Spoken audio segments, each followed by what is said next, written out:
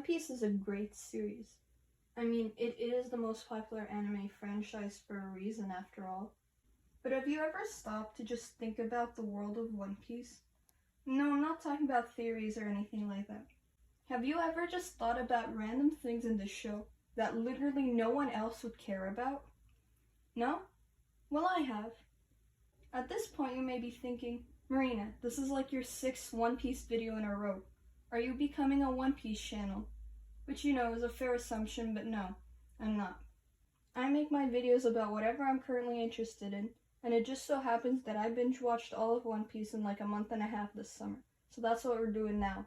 But enough with all the intro stuff, and let's get on with the video. So everyone knows Luffy, right? He's the main character, he can stretch and all that. But have you ever wondered if he could stretch his teeth? Now you may be thinking, this is a really dumb question. And to that I say, do you even know what video you clicked on?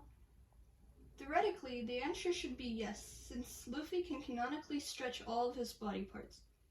So imagine if he could use Gear 3rd to expand his teeth and use them to attack. How would he fight? I don't know, I said they were dumb questions, not good questions. But knowing Luffy, he'll probably find a way to make it work. The Water 7 arc is one of the most popular arcs in the show, and for good reason. But something that I think doesn't get talked about enough, or at all actually, is the outfit that Frankie wears when we first meet him. Like, I get that he was probably wearing the mask because there was a festival going on or something, but what in the world is the rest of his outfit supposed to be? Bro looks like he belongs in Buggy's crew. Even though this outfit is weird, it made his face reveal 10 times better, because he looked and acted completely differently than what I was expecting. And the best part is, we never even see him wear anything like that ever again. Like, it would make sense if Frankie just happened to like dressing like that, but he doesn't. His whole aesthetic goes completely against this outfit, and I just think that that contrast is a great and funny way to introduce his character. One of the most popular characters in the show is Trafalgar Law, and his whole thing is that he has one of the most overpowered devil fruits. So overpowered that the Marines were gonna pay 5 billion berries for it. Apparently, his devil fruit can do this thing called the immortality surgery, where the person who ate the fruit sacrifices themselves to make someone else immortal. And that in itself brings up a bunch of questions. How would this surgery even work? What kind of immortality would be granted? Does it stop you from dying of natural causes like old age? Or does it just stop you from dying at all? If it was used on someone with a devil fruit ability, would it stop them from drowning? I mean, this surgery must have been used at least once in the One Piece world. Otherwise, how would people even know that it exists? Is there someone in One Piece who's just immortal that no one knows about? Maybe they'll be introduced in the future, because the immortality surgery seems like too much of a big deal for it to get mentioned like once and never again. Maybe the person who had this surgery performed on them has something to do with Joy Boy or the 100-year Void Century. What if someone from that era was still alive right now, hidden from the world government?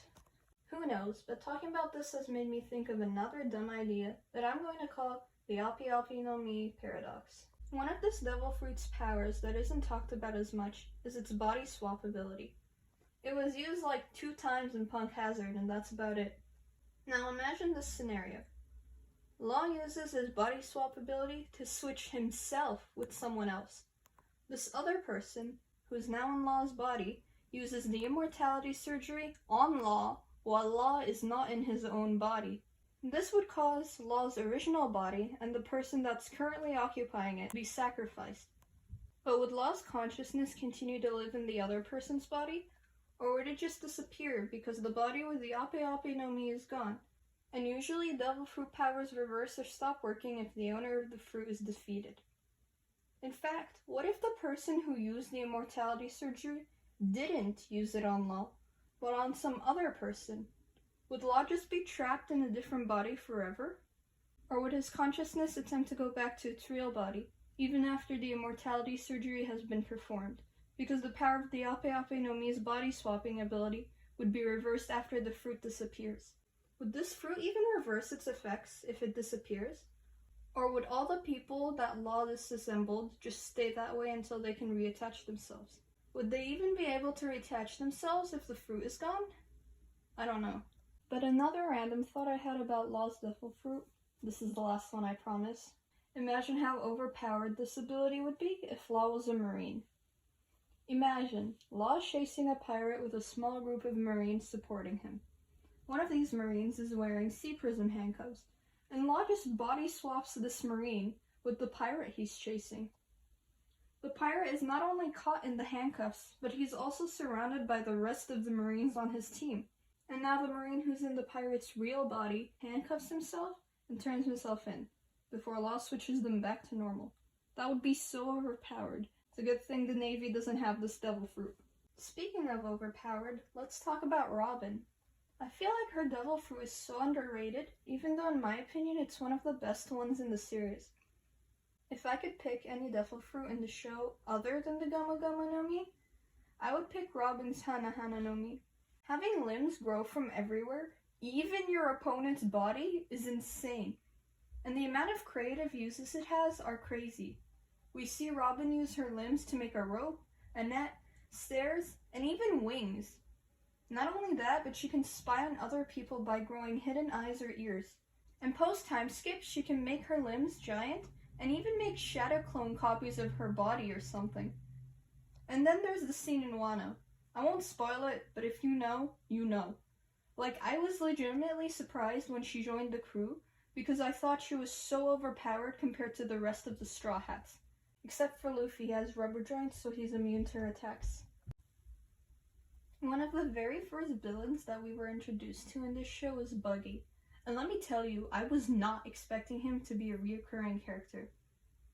I was so surprised when he showed up again in Logtown, like, oh, this guy's back. Wasn't expecting that.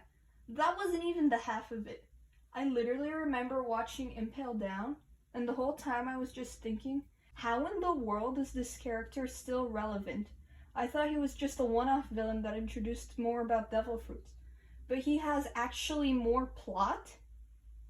And then there's the whole thing with being on a certain crew with Shanks that I won't spoil. And now he's a warlord? I don't follow the current manga. I'm working on it. But unfortunately, I have been slightly spoiled on some things, including Buggy. But again, I won't spoil anything for you guys. If you know, you know. Also, side note, when I first saw Buggy get cut by Zoro, I genuinely thought that One Piece was going to be one of those shows that censors major injuries, because I didn't see any blood on Buggy. Just thought you guys would find that funny. Does anyone remember Cesar? You know, that one guy that the Straw Hats kidnapped for like 3 arcs? What happened to him? Bro just casually dipped after Whole Cake Island. He's an evil scientist who conducted illegal experiments, and he's just running free in the world? Also, I hate that out of all the characters, he was the one who got a slight redemption arc.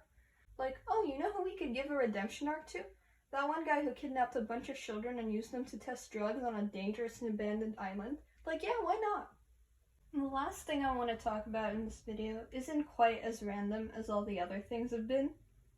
Something that I always forget when watching One Piece is that the characters in this show don't have all the information that we do. As the audience, we see all the backstories, all the separate things that happen when the crew splits up, and basically everything that is going on in the arcs. It can be hard to remember which characters know which info. For example, Zoro was basically completely absent during the entire Drum Island arc, and had no idea what was happening at all. But a much more interesting example of this happens with both Luffy and Robin. Something that I always forget is that Luffy knows almost nothing about any of the other Straw Hats' backstories, since they either don't tell him or Luffy doesn't care enough to listen. Robin, on the other hand, is the opposite of Luffy. Instead of being the one who doesn't know any of the information, she's the one who's hiding information. Correct me if I'm wrong here, but I don't think that Robin has ever told any of the other crew members about Poseidon, Joy Boy, or about Roger's poneglyph in Skypiea. I doubt she told them off screen because this is pretty important information that the Straw Hats would have strong reactions to. I understand not telling anyone about Poseidon or Joy Boy, but why not tell them about Roger's message?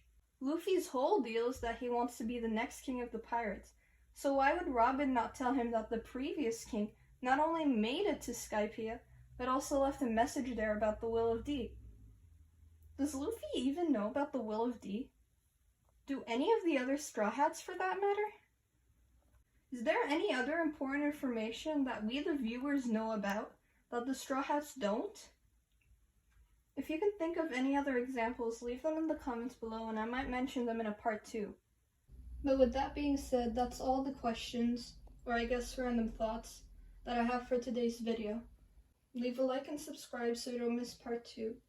And if you have any other thoughts on anything I said in this video, please leave them in the comments below. I'd love to see you guys' opinions on things.